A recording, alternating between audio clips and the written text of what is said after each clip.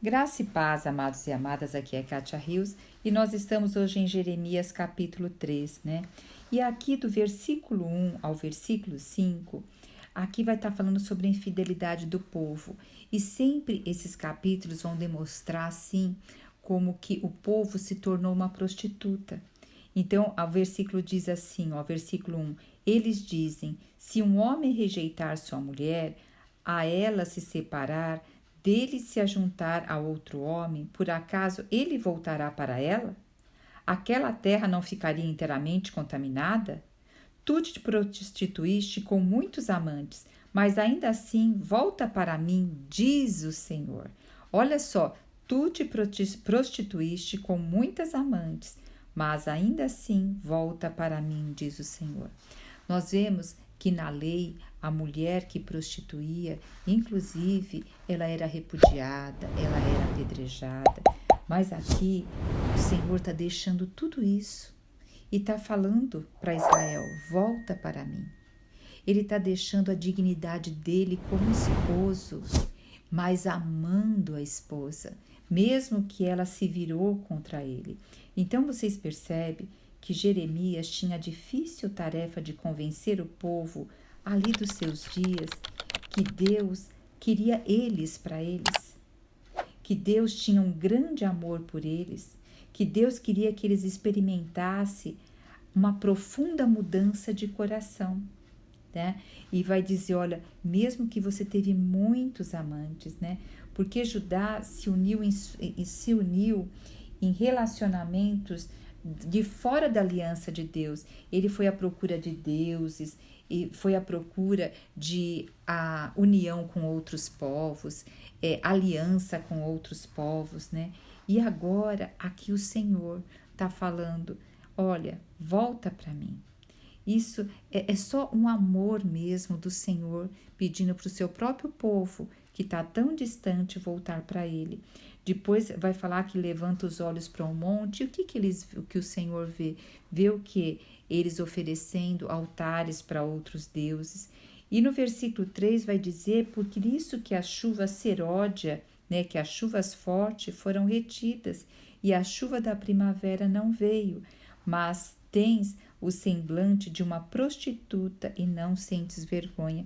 Então está dizendo, olha, as chuvas não estão vindo, as chuvas estão retidas, as chuvas seródia não estão vindo. Então o que acontecia? A terra não produzia também, mas o povo não olhava para o que estava fazendo para sentir vergonha do que estava fazendo. Pelo contrário, eles acreditavam que eles diziam assim no versículo 4, não me invocaste há pouco tempo, dizendo, meu pai, tu és amigo achegado da minha juventude. Porque na época do rei Josias, que fazia pouco tempo que o rei Josias havia morrido, o rei Josias restaurou,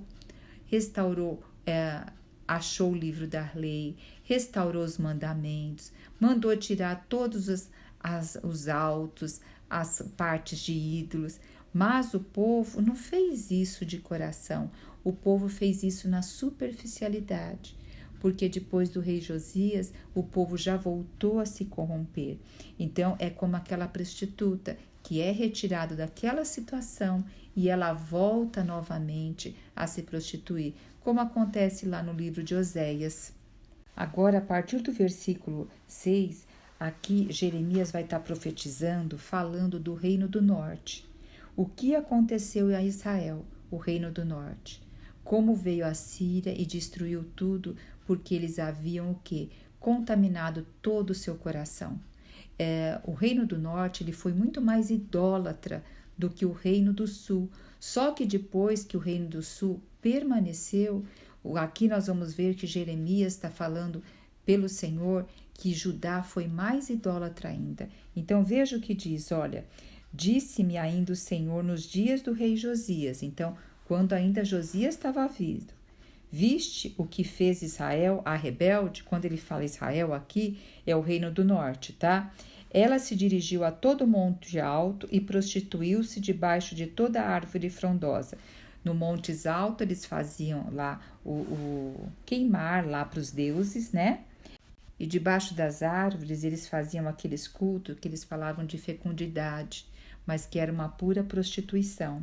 Então ele vai falar, e disse, versículo 7, e eu disse, depois de fazer tudo isso, voltará para mim, mas ela não voltou. E Judá, sua irmã infiel, viu isso, querendo dizer, você, Judá, viu tudo o que aconteceu lá com o Reino do Norte, com Israel. Vai dizer, ela viu que por causa de tudo isso, porque a rebelde Israel cometeu adultério, eu a mandei embora e lhe dei carta de divórcio. Então, significa o quê? Que ela foi tomada e é como se Deus tivesse dado carta de divórcio para o Reino do Norte. E deu mesmo. Porque, veja, amados, o Reino do Norte ele foi extinto. Só permaneceu o reino de Judá, que foi levado depois para Babilônia como cativo. Né? E quando voltou o reino de Judá. Né? Então, todas as tribos do Reino do Norte, elas ficaram diluídas com outros povos, tá? E aqui vai dizer no próprio versículo 8, porém sua irmã, a infiel Judá, que é Judá, aqui aonde se encontra o rei Josias e aonde se encontra Jeremias, não temeu e também se entregou à prostituição. Quer dizer, vocês não aprenderam com sua irmã, que era Israel. Vocês viram tudo o que aconteceu e vocês não aprenderam. Eu acredito que além deles não aprenderem, eles se acharam melhor. Ah, nós somos melhor, Deus quer mais a gente, Deus ama mais a gente. E isso faz a gente ter um coração muito mais vulnerável na presença de Deus, faz ter um coração que abre brecha.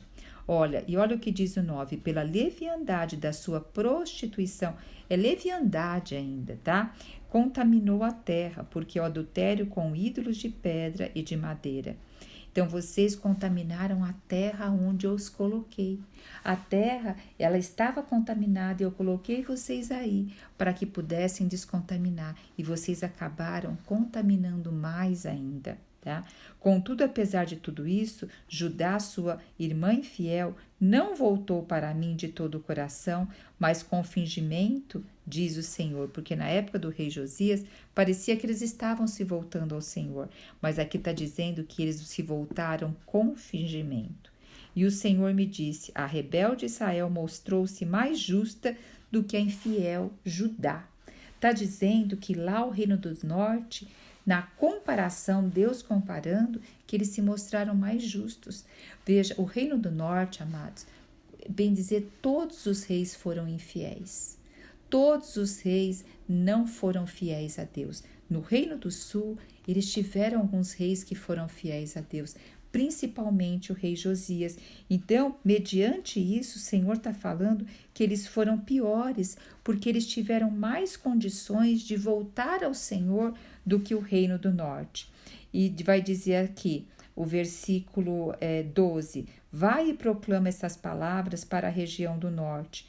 Volta, ó rebelde Israel, diz o Senhor. Não te tratarei com ira, porque sou fiel, diz o Senhor, e não guardarei para sempre o rancor.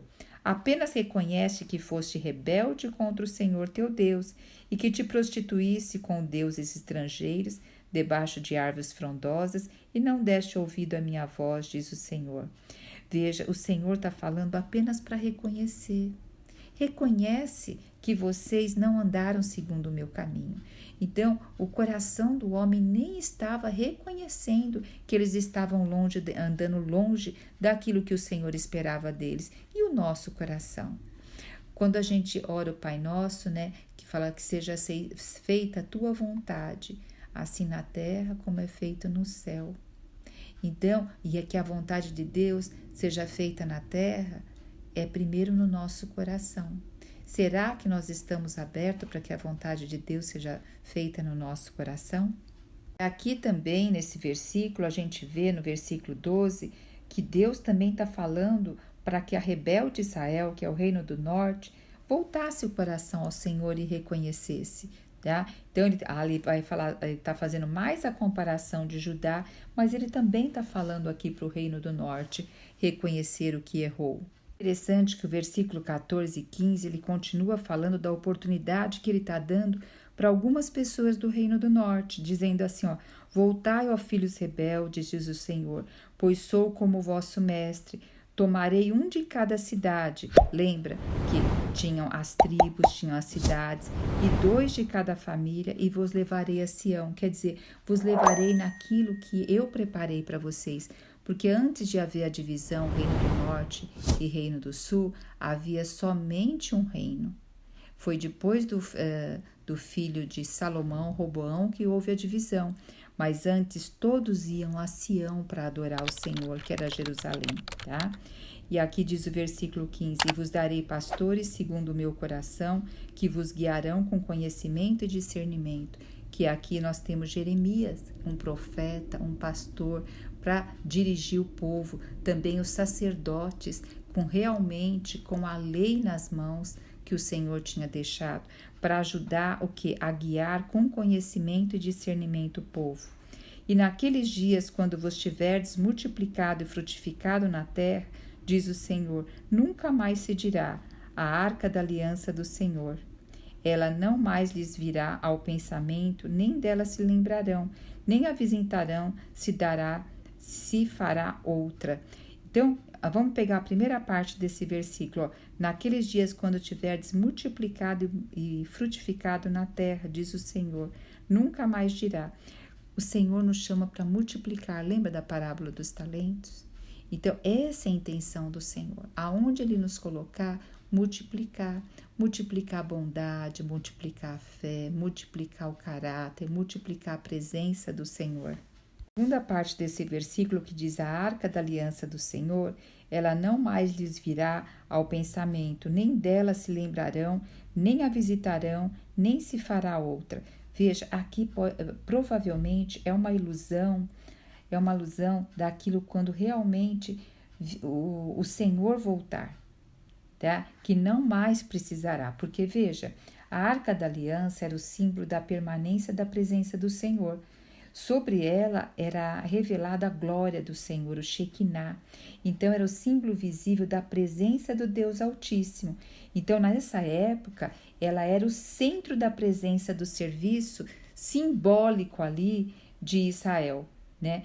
E aqui Jeremias, provavelmente, ele está predizendo a vinda de um tempo quando Deus estabeleceria a sua morada na terra. Quando Jerusalém, a nova Jerusalém vai descer do céu. Então, seria a real presença de Deus, tornaria obsoleto o símbolo de sua presença. Por quê? Porque Deus estaria presente. Lembra na Nova Jerusalém? Então, Deus estaria presente. Então, você vê que aqui não está desfazendo da arca no momento, mas está dizendo num momento que ela vai se tornar obsoleta, porque o próprio Senhor estará presente. Aí o versículo 17 nos diz aqui, naquele tempo chamarão a Jerusalém o trono do Senhor, tá vendo como liga agora? E todas as nações nela se reunirão por causa do nome do Senhor, não mais andarão conforme a teimosia do seu coração maligno. Então, chamarão a Jerusalém do trono do Senhor. Então, aqui está falando da Jerusalém celestial.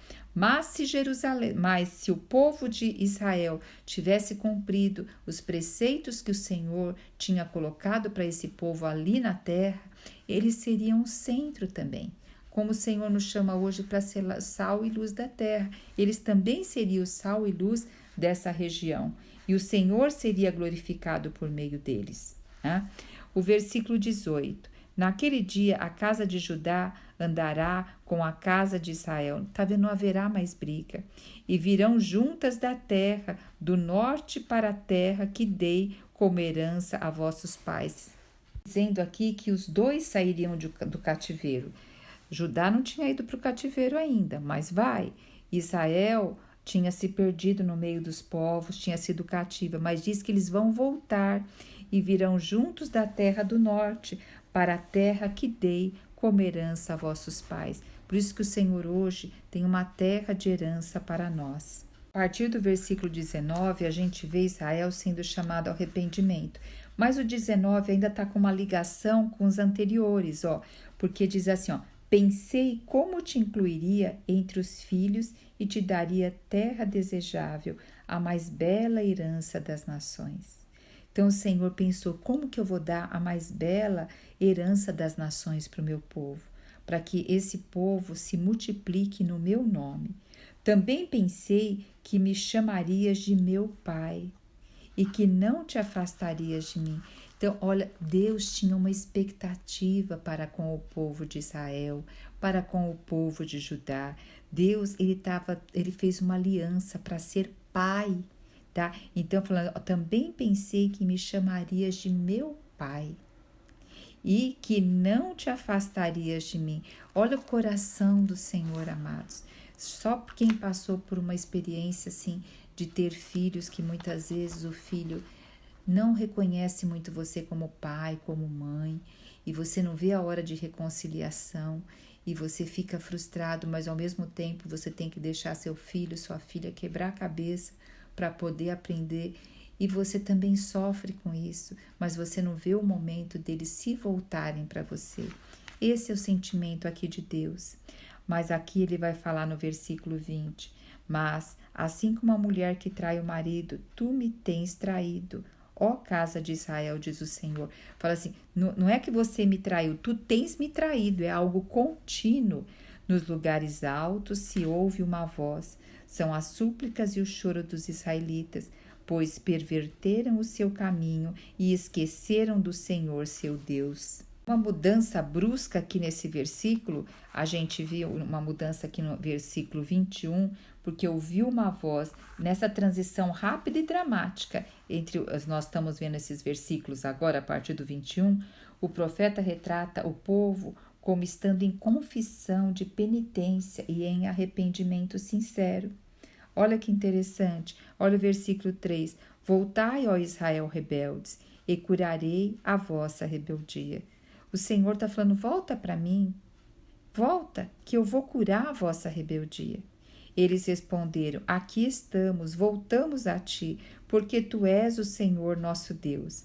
Aí o 23, certamente a idolatria nas colinas e a agitação nos montes são falsidade.